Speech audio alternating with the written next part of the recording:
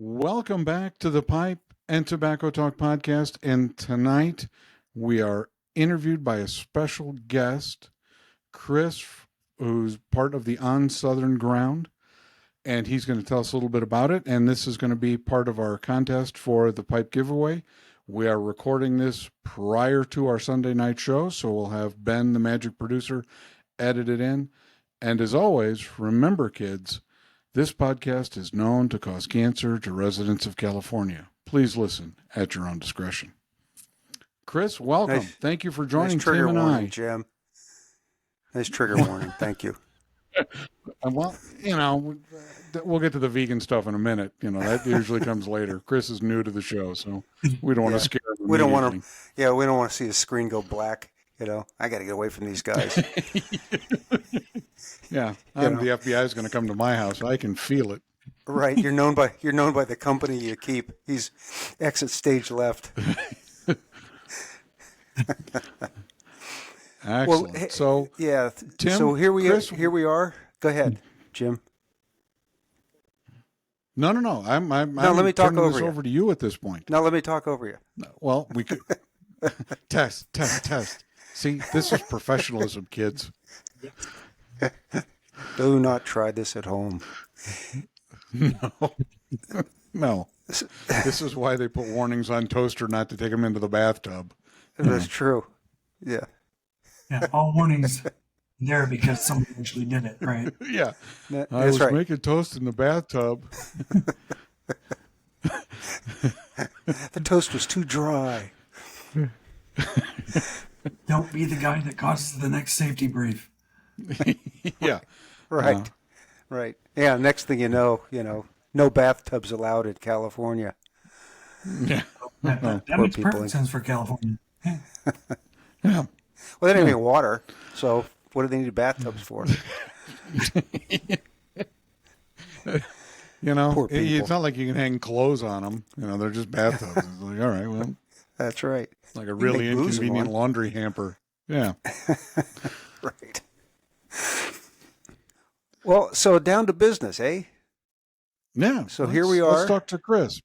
Yeah, in the first part of the week, a special edition of the Pipe and Tobacco Talk podcast, the first in a long series of apologies we'll be giving to our audience for running a special podcast in the middle of the week.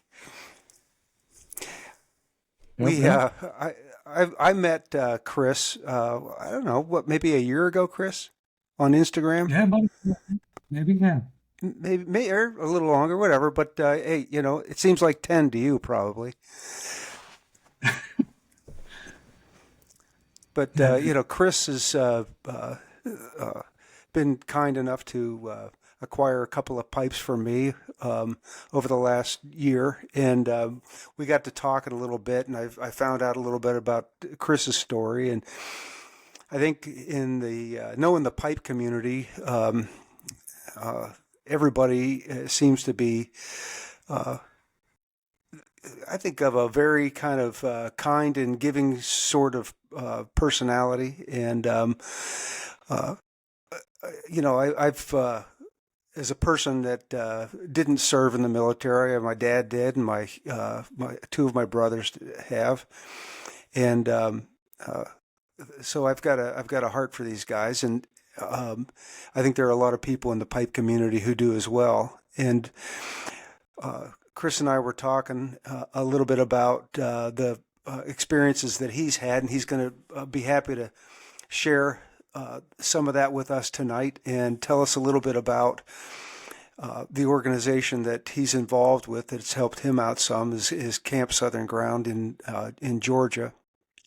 And what we have that we talked a little bit about on Sunday night on our 7th episode was the pipe raffle.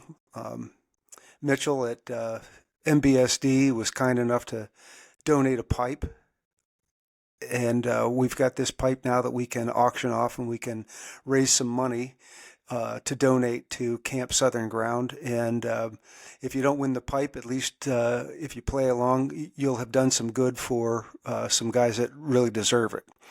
So with that, Um, I'd like to let Chris tell us about his story, and then tell us about Camp Southern Ground and what it's done for him. Take it away, Chris.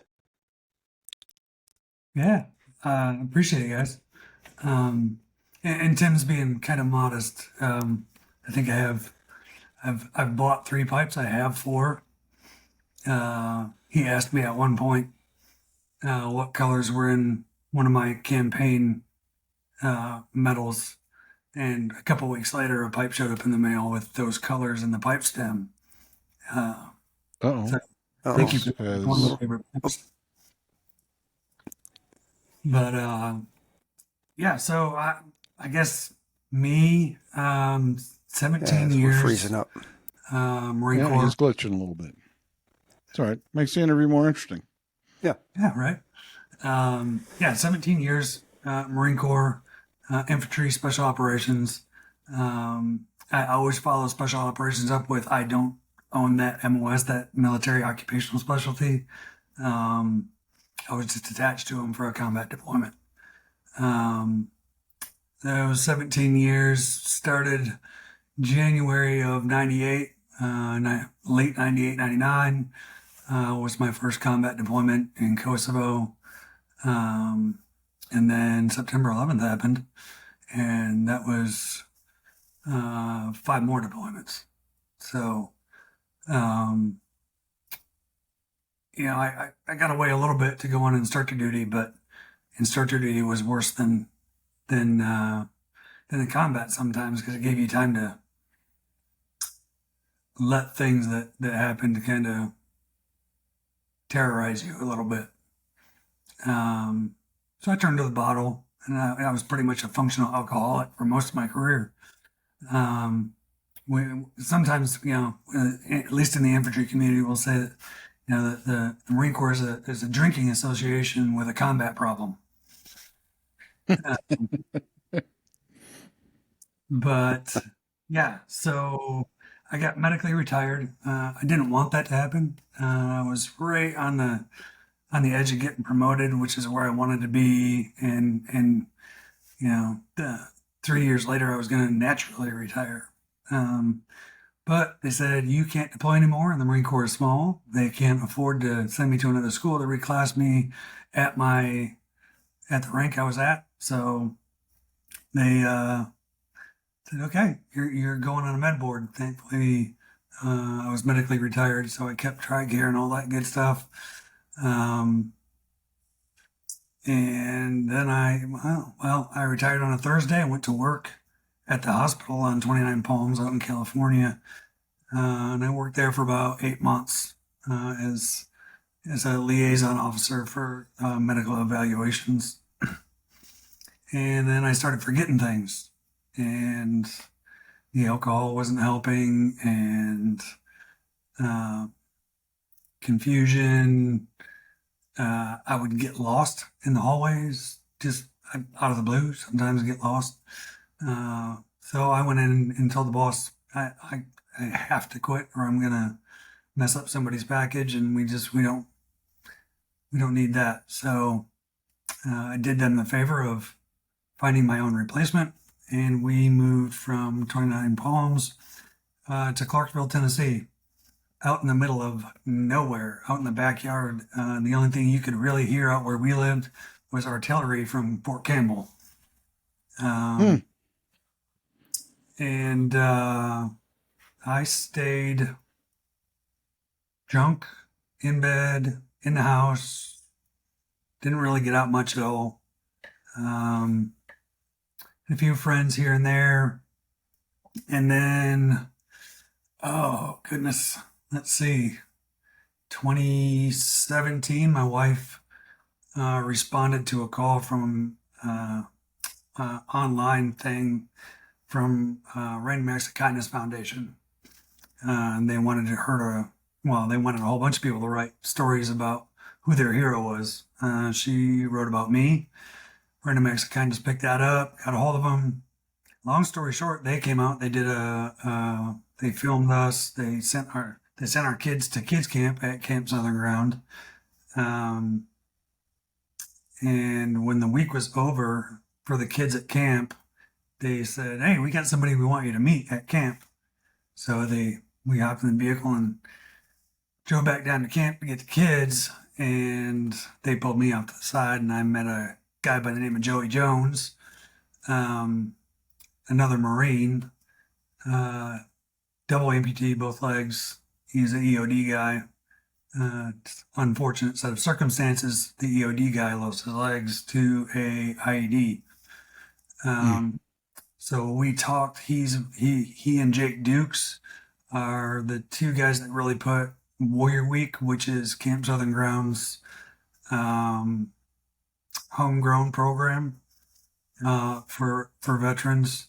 They put that together. We try to stay away from the transition program. It's not a transition program. It is more about who are you when you take the uniform off. Most people that join the military do so 17, 18, 19, maybe 20 years old. At that point in time, our brains aren't even fully formed yet. We're not grown adults yet. So we learn to become Marine soldiers, airmen, sailors, before we actually learn how to become grown adults. So when you take that uniform off, that's your identity, and now you've taken it off, and it tends to leave people wondering, where's my sense of purpose? And that's the big one. That's the big ticket item: loss of sense of purpose, and that is the number one driver for that ugly number statistic: 22 veterans a day.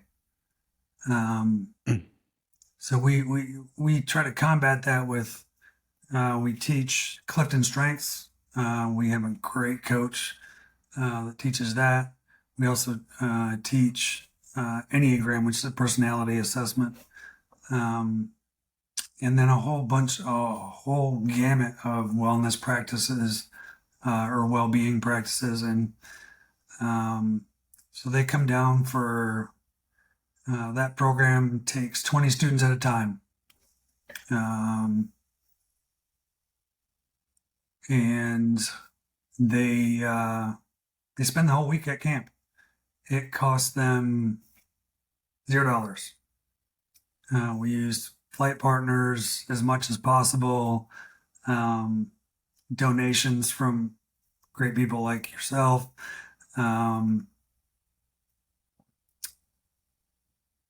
So it costs them nothing, and they stay at Camp Southern Ground. You get this idea when you put camp in front of Southern Ground that it's camping and tents or maybe cabins.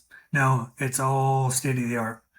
And I would be remiss to not mention Camp Southern Ground it was founded by Zach Brown of the Zach Brown Band.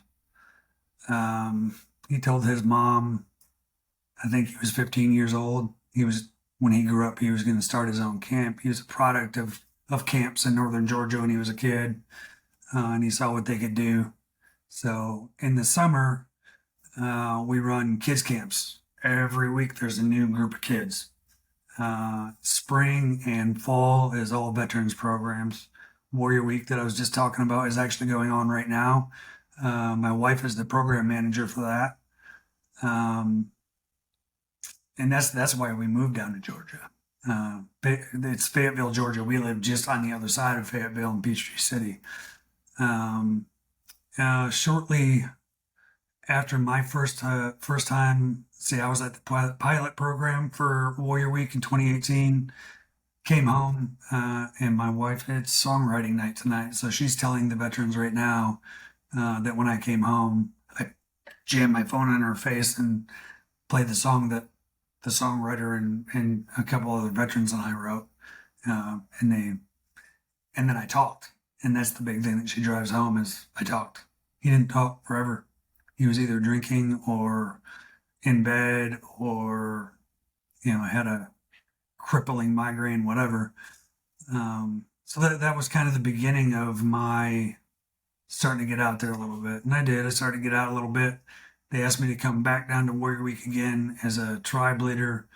I did that, And then maybe a year or so later, they were doing, we were asked to come be a part of a fundraiser at the Roxy in Atlanta. And we spoke, and while I was speaking, I could see in the back, big old dude, one of the guys that was in my tribe, and he's like 6'5", like size 16 boot, just a big old dude. I could see him back there, like pointing at me. So we went back and talked to him, and him and his buddy that was with him had these tattoos, fresh tattoos on their arms. They had just come from the very first Warrior Path program that hosted at Camp Southern Ground, and all he would tell me was, "You got to go. You just got to go." Little did I know at that point that there was a reason that he couldn't tell me a whole lot. So I did. I went to Warrior Path. Warrior Path is founded by Ken Falk. He started up at Boulder Crest, Virginia, which is where they're headquartered out of. Path is progressive alternative healing for heroes. And it's non-clinical. It's veterans teaching veterans. And we say, it's not a course, it's not a retreat, it's not any of those things. It's training, because what warriors understand more than anything else is training. So to make it as simple as possible, we teach them. We go through a whole process. It's a week long. Once again, it costs them nothing. That class is only 8 veterans at a time, and it's not just veterans anymore. It's also first responders, law enforcement officers, which is really cool. It's good to get those guys in there and get their perspectives and help them out too. But when I introduce myself on day 2, when we get into introductions, the thing that I tell every student, any student that's ever come through Warrior Path at Camp Southern Ground in the last 2 years and change, I used to tell them that Path saved my life. The reality is that the practices that I learned at camp and then put into practice in my life is what saved my life. And the last time I tried to kill myself was the night before I went to Warrior Path. That was 4 or 5 years, 4 or 5 attempts every year. I just didn't want to live. No sense of purpose, no nothing. A lot of my friends were dead. A lot of them just disappeared and dropped off the map, just like I did. I didn't think there was anything left for me. And I had this thing in the back of my head, like, I'll never be as cool as I was when I was kicking in doors and shooting bad guys in the face. And when you do something that has that much meaning to it, and then you all of a sudden it's yanked out from under you when you're medically retired, you go through a grieving process and you don't even know you're grieving. So, the last time I tried to kill myself was the night before I went to Path. I have now been a Path guide for about 2 years. So I'm teaching the program that helped start me on my journey to growth and living a life of purpose. So So that truly did save your life, finding the camp. Yeah, absolutely. And it was by sheer happenstance. My wife wrote something to an entirely different 501c3, and they found Camp Southern Ground, sent our kids, and that's how it all started.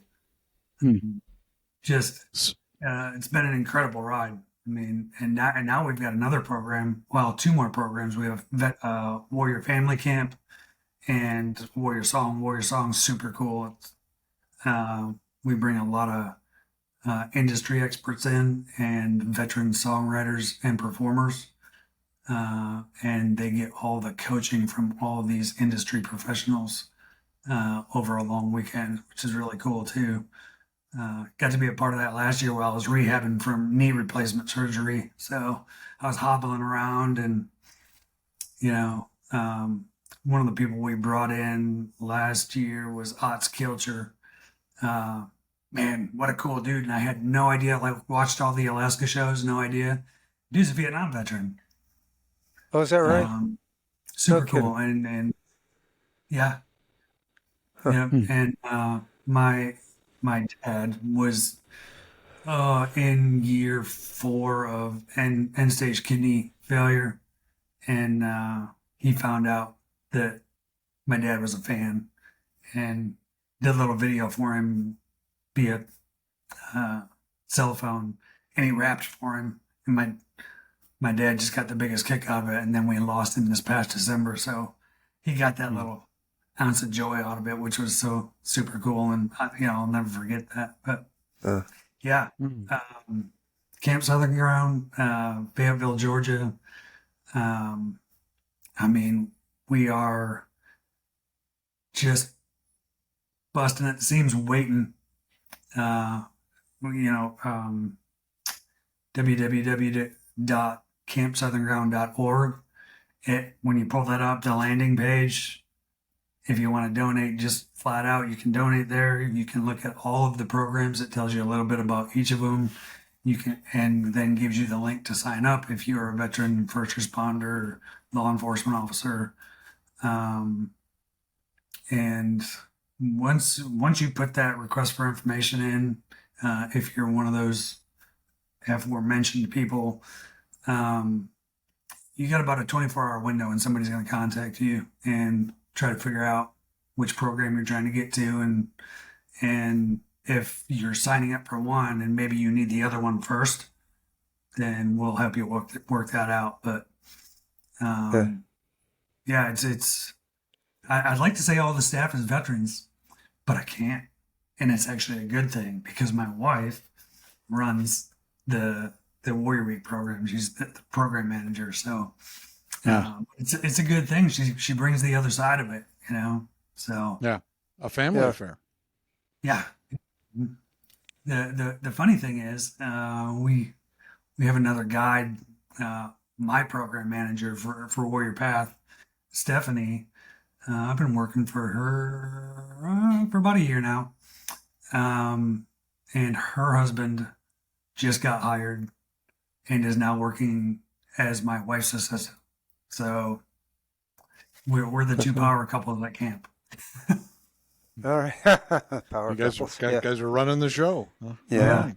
Excellent. Well, I'm glad. I was going to ask, how can someone donate? And you gave us the website, and we will post it below in the notes when we post the video and on YouTube, and we'll put a note on it for Apple and Spotify for the podcast. But we do encourage anyone you can to really help these folks out. And that's Tim came up with the great idea for the raffle, and I'll let Tim talk about what we're going to do. Yeah. So as Jim said, you'll find the link below in the comments or notes section in the YouTube video, and we'll try to put the link on. Select the one that takes you right to the donate page. That should work out. And then so now about the raffle. As I mentioned at the beginning of the podcast, Mitchell at mbsdpipes.com. His email address, I'm sorry, not email address, but website will be below as well. Donated a Peterson pipe to be given away or used any way we so choose on the podcast. Do you have that there, Jim, the pipe? You maybe hold it up. There he goes, off camera again. But what we want to do is have this raffle. We're going to make available 30 spots at $20 a spot. we'll put the pay to addresses. It'll be a PayPal account or a Venmo account. And if you would, when you send in your $20 spot, put in the comment section, Camp Southern Ground. Camp Southern Ground. Put that in the notes section of the comment section of your payment on Venmo or PayPal. If you're using PayPal, send it friends and family, if you would, so that the full $20 goes for the donation. 30 spots. We want to send $600 to Camp Southern Ground, and it'll be courtesy of mbsdpipes.com. And what we'll do is we'll either do, depending on when it fills up, as soon as it fills up, we'll do the drawing, and we'll either do a special podcast for the drawing, be pretty quick, or we'll do it during our next Sunday Pipe and Tobacco Talk podcast once all the spots are sold. So I'll post this also on Instagram, and so that everybody can, if you haven't seen the podcast or you haven't listened to it on Spotify or Apple, you'll be able to at least see it on Instagram. You'll also have a chance. So there it is, and we'll get this rolled out as soon as possible. And I want to, Chris, thank you very much for being willing to come on here and share your story. It's you're doing some great things now, and thank God that you were able to find this camp, because we got you around. The world's better because of you, brother. I mean, it's noble. It's just what you're doing is noble, and we just can't say thank you enough. It was unbelievable that you served for as long as you did and did the things that you did, and then to come home and have to find a new path. It's tragic, and we need to help as many people as we can, and we hope all the people that watch and listen and participate in our show are willing to help out. And the pipe community is just one of the most gracious communities on the planet. And absolutely, yeah. I mean, I didn't get into the community itself via internet until like 3 or 4 years ago, but some of the best. I tell people all the time that I've met more good salt of the earth people in pipe and cigar groups than I have most of my life. I served with great men, but there are patriots out there that a lot of times the news makes us forget about. There are still great patriots out there, and we could not continue to do what we do without the support of said patriots. Well, thank you very much. It means a lot coming from you, sir. Well, that's all I have. Chris, did you have anything else you wanted to say? No, I think I'm pretty good. Sometimes it feels like I'm getting really long-winded because that story can go and go and go. It's 17 years worth of stuff. Yeah. You obviously haven't watched our podcast. It's okay. We ramble on. Anytime you guys want to talk, or if anybody wants to hear anything else, I'm an open book. One of the things that my wife and I said when I came back from Path was, we are now, our mission in life, no matter what we do, whether we're at Camp Southern Ground or we move on at some point, is we will continue to live our lives and our story out loud, so that other people, heroes, can know for certain that they are not alone. Yeah, and to recover as possible. Absolutely. Yeah. All right. Well, there you go. God bless you, sir. We can't say thank you enough for all that you're doing, and we really appreciate you coming on a special edition of Pipe and Tobacco Talk. And Tim will get the raffle posted tomorrow. We'll get the pipe away, and we hope that the community comes through and we can make a nice donation to On Southern Ground, and just magical. So excellent. Well, thank you, Chris. Tim, see you Sunday night. Very good. And as always, we appreciate you joining us. Talk to you later. Thanks, Chris. Thank you.